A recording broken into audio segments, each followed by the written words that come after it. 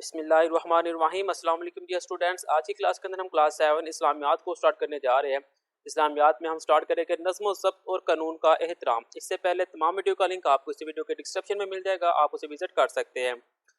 تو ریڈنگ کو سٹارٹ کرتے ہیں۔ دنیا میں ہر کام کسی نہ کسی ضابطے اور قانون کے تحت ہوتا ہے، اس کا نام نظم و ضبط ہے۔ روزمرہ زندگی میں ضابطے اور ادب کا خیال رکھنا نظم و ضبط کی پابندی کہلاتا ہے۔ معاشرتی نظم و ضبط قائم کرنے اور شخصی و اجتماعی حقوق و فرائض کے تحفظ کے لیے ریاست جو قوانین وضع کرتی ہے، ان کی پابندی کرنا احترام قانون کہلاتا ہے۔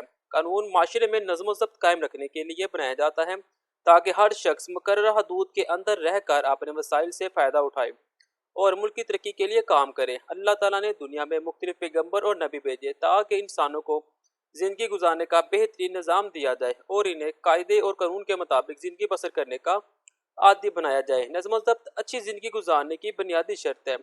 اللہ تعالیٰ نے نظم و ضبط کے قیام اور احترام قانون کا حکم قرآن مجید میں دیا ہے۔ ترجمہ: اے ایمان والو، اللہ کی اطاعت کرو اور اس کے رسول خاتم النبیین کی اطاعت کرو اور ان کی جو تم سے صاحب اختیار ہے۔ معاشرتی جرائم، سرکشی، نظم و ضبط کا درہم برہم ہونا، فساد اور بے امنی سب قانون کی خلاف ورزی کا نتیجہ ہے۔ اللہ تعالیٰ ایسے بندوں کو پسند نہیں کرتا جو زمین میں فساد پھیلاتے ہیں یا فساد پھیلانے کا ذریعہ بنتے ہیں۔ ارشاد باری تعالیٰ ہے، بے شک اللہ فساد کرنے والوں کو پسند نہیں فرماتا۔ حضرت محمد صلی اللہ خاتم النبیین نے ارشاد فرمایا کہ اگر کوئی ناک کٹا حبشی بھی تمہاری قیادت کرے تو اس کی بھی اطاعت کرو۔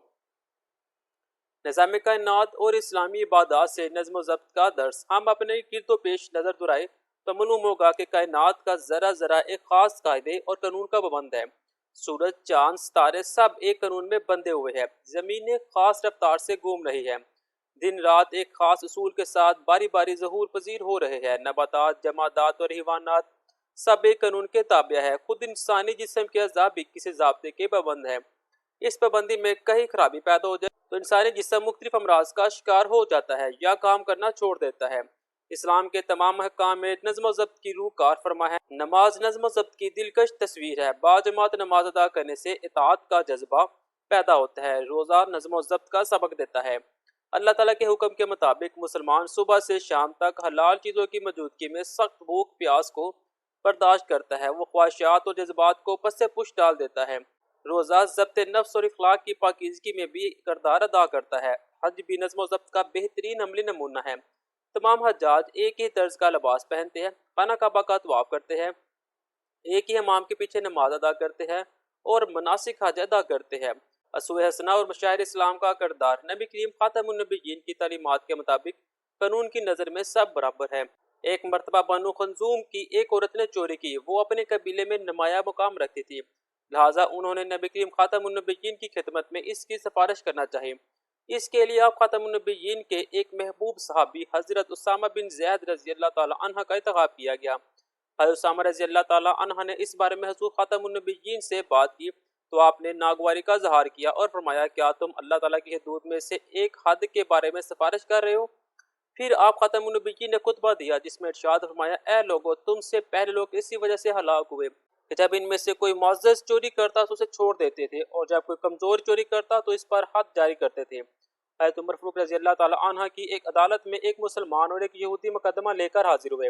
حضرت عمر فاروق رضی اللہ تعالیٰ عنہ نے دیکھا کہ یہودی حق پر ہے تو آپ نے فوری طور پر مسلمان کے خلاف یہود کے حق میں فیصلہ فرمایا۔ حضرت علی رضی اللہ تعالیٰ عنہ کے زمانے خلافت میں ایک مرتبہ آپ کی ذرہ گم ہو گئی۔ وہ ذرہ ایک یہودی کے پاس تھی۔ آپ خلیفہ وقت تھے، لیکن آپ نے قاضی کی عدالت میں مقدمہ دائر کیا۔ قاضی نے حضرت علی رضی اللہ تعالیٰ عنہ سے گواہ طلب کیے۔ انہوں نے کہا کہ اس ذرہ کے میری ملکیت میں ہونے کی گواہ میرا بیٹا اور میرا ایک غلام ہے، لیکن ان کی گواہی میرے حق میں قبول نہیں ہو سکتی۔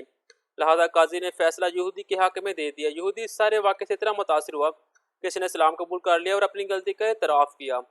فوائد و ثمرات: اسلام نے صرف احکام و قوانین دینے پر اکتفا نہیں کیا بلکہ اپنی ہر تعلیم میں اس بات کا لحاظ رکھا ہے کہ اس کے ذریعے سے لوگوں میں نظم و ضبط و سلیقہ پیدا ہو۔ جو کام بد نظمی سے کیا جائے اس سے صرف ظاہری بدنمائی ہی پیدا نہیں ہوتی بلکہ بسا اوقات اس کام کے خاطر خواہ نتائج بھی حاصل نہیں ہو پاتے۔ معاشرے کی ترقی اور فلاح و بہبود کے لیے قانون کا احترام اور نظم و ضبط کی پابندی کرنا بے حد ضروری ہے۔ ان کے بغیر معاشرہ انتشار کا شکار ہو جاتا ہے۔ نظم و ضبط کی اہمیت و فائدت کا اندازہ ہم اپنی سماجی زندگی پر سرسری نظر ڈال کر بھی لگا سکتے ہیں۔ مثلاً تعلیمی اداروں میں نظم و ضبط کا ہونا اشد ضروری ہے۔ اسکول یا کالج کسی جماعت میں بھی نظم و ضبط کے بغیر تدریس ناممکن ہے۔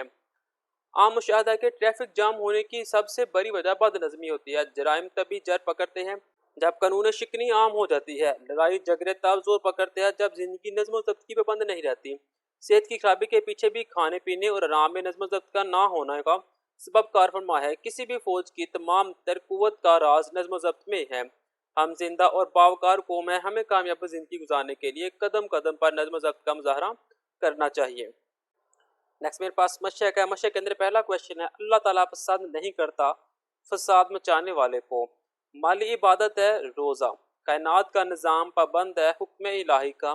ٹریفک جام ہونے کی سب سے بڑی وجہ ہے بد نظمی۔ چوری کرنے والی عورت کا تعلق تھا بنو مخزوم سے۔ مختصر جوابات انہیں اپنے نظم و ضبط سے کیا مراد ہے؟ جواب ہے، دنیا میں ہر کام کسی نہ کسی ضابطے اور قانون کے تحت ہوتا ہے، اس کا نام نظم و ضبط ہے۔ احترام قانون سے کیا مراد ہے؟ جواب ہے، معاشرتی نظم و ضبط قائم کرنے اور شخصی و اجتماعی حقوق و فرائض کے تحفظ کے لیے ریاست جو قوانین واضح کرتی ہے ان کی پابندی کرنا احترام قانون کہلاتا ہے۔ تھرڈ ہے، حج نظم و ضبط کا درس کیسے دیتا ہے؟ جواب ہے، حج بھی نظم و ضبط کا بہترین عملی نمونہ ہے۔ تمام حجاج ایک ہی طرز کا لباس پہنتے ہیں، خانہ کعبہ کا طواف کرتے ہیں، ایک ہی امام کے پیچھے نماز ادا کرتے ہیں اور مناسک حج ادا کرتے ہیں۔ فور ہے، نظم و ضبط اور احترام قانون کے بارے میں ایک حدیث نبوی لکھے۔ جواب ہے، حضرت محمد رسول اللہ خاتم النبیین نے ارشاد فرمایا کہ اگر کوئی ناک کٹا حبشی بھی تمہاری قیادت کرے تو اس کی بھی اطاعت کرو۔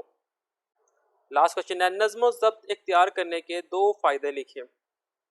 اسلام نے صرف احکام و قوانین دینے پر اکتفا نہیں کیا بلکہ اپنی ہر تعلیم میں اس بات کا لحاظ رکھا ہے کہ اس کے ذریعے سے لوگوں میں نظم و ضبط اور سلیقہ پیدا ہو۔